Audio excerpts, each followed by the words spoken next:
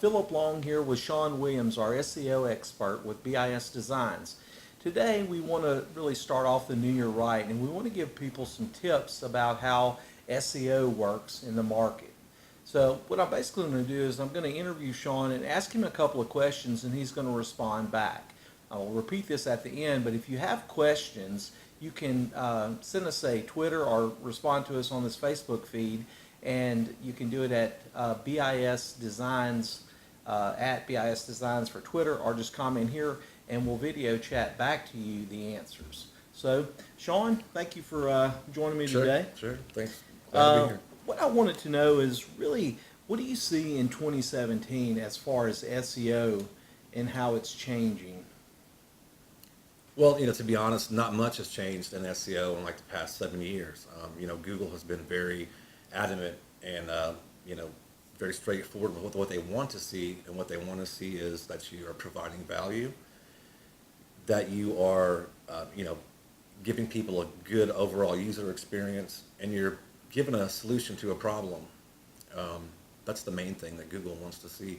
And if you have those things in mind, then all the other things that the SEO nightmare that people have in the back of their mind, you'll never encounter those things because you are doing what Google asks you to do. It's when you go against the grain and try to game the rules and bend the rules or be lazy. That's when it comes back to haunt you. And So all those guys that say they can get you to the top of Google for $199 or $299 or $399, could they do it? No, that's that type of a budget. No, it's not going to happen. I mean, if you're paying $3,000 or $4,000 a month, it's a possibility. But some guy randomly calling you who says either he's with Google or he represents Google or he can get you to the top of the search engines for $199 a month or less, or any combination thereof, is just basically telling you some tall tales because it's scamming you out of your money. For sure. Now, I've heard, actually, we've dealt with clients before that have had people go in and do what's called black hat SEO, and it actually damaged the reputation of the website. How do you fix that? It's a long and arduous process, but there are implementations that you can take. With Google, you can devalue certain backlinks. You can disassociate yourself with certain black hat sites, so to speak. But it's not overnight. It's not a quick fix at all, and it can be quite lengthy and quite expensive to go through that process. So. Sure. Well, let's talk about some of the about algorithm updates. Google seems to always be changing their algorithm, I guess because people start to understand it. I'll tell you a funny story real quick. I was talking to a client the other day, and he wasn't ranking where he needed to rank, and he suggested that I call Google and ask them to tell me where what he could do to basically get higher ranked. So, I wish we had that kind of line. But yeah, no, I mean, I get what you're saying. I get the same questions as well from other clients. The main thing to keep in mind is that at one point in time in the internet's history, it was very, very simple to game the system, and they did so by underhanded techniques. So as an example would be, if the site had a white background, you could game the search engine by spamming or stuffing your keyword in the body 1,000 times, just repetitive, Acme widgets, Acme widgets, Acme widgets, again and again and again.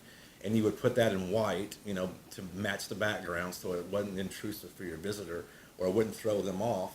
And the bad thing is no matter what the site was about, let's say the site was about dog food and you were trying to get it to rank for, Nike shoes, you could do so by putting Nike shoes on there 1,000 times. And that was what, caused Google to perk up and say, hey, wait a minute, this is contributing to a bad user experience. Why is this site about dog food showing up for Nike shoes or Ray-Ban sunglasses or any number of other things? So that was the development of the first algorithm, where it would go out and search, what's going on with these sites, and then the second implementation was backlinking. So a guy named Larry Page, who came up with, PageRank, it's named after him, Larry Page. His thought was that backlinks were kind of like the currency or vote of confidence of the internet. So the more backlinks a site had, the more Google trusted it, and it would kind of like, if this then that type of thing. If 100 backlinks went to this site, it would be a number one, as a really dumbed down example. So people caught on to that and began doing, software type implementations of backlinking schemes where they would have software, they would fire it up, they would load in a generic comment and then anchor text and a backlink and just fire it away at every blog or guest book or news article that would allow automated commenting on it. And so that's gave birth to what we see today. And the overarching algorithm that Google has is called Hummingbird. That's kind of like the mothership, so to speak. And then the mothership has a bunch of other smaller components to it that go out and do specific things. So each small component has a job to do. And so an example, Panda goes out and looks for poor content. So if your content is thin or it's copied, let's just say that you basically plagiarized somebody else, you plagiarized a big brand or a wiki page or whatever else, and you don't cite that correctly or give it the right attribute back to the source, they're going to penalize you. Penguin does that with the horrible, black hat link building schemes. Then there's Payday, which addresses kind of like spammy link queries where, payday loan guys were going in and, payday loans mobile in every possible way. They would have like 30 or 40 people, per hour going to make queries for payday loans mobile and then plus, Acme payday loans.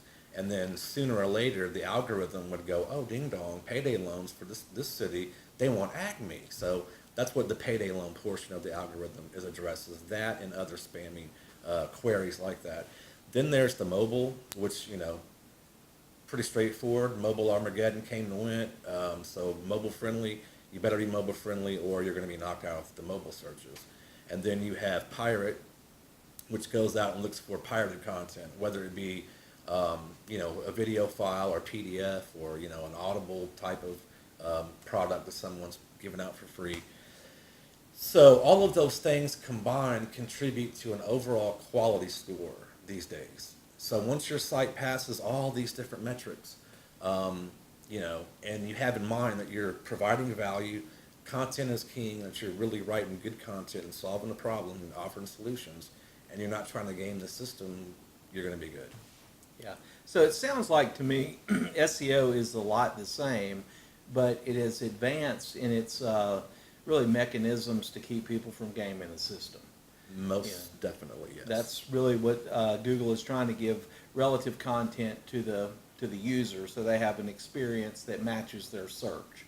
If they're Precisely. looking for payday loan, they want to find somebody who's providing payday loans, and they're updating their site. They're putting quality content out there that's relative to the subject.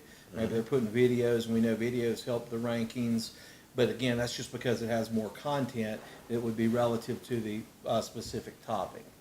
Sure, I get it. sure. Thank you. That's really interesting. Really, like in reference to small and mid-sized businesses, what do they need to be focused on in 2017? What would you say if you're on a limited budget? We'll frame it. You don't have a ton of money to spend.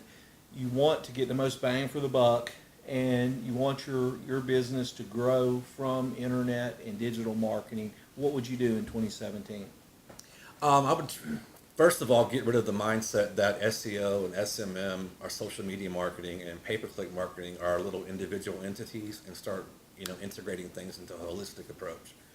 The days of being able to just do SEO or just do social media are kind of gone and over with.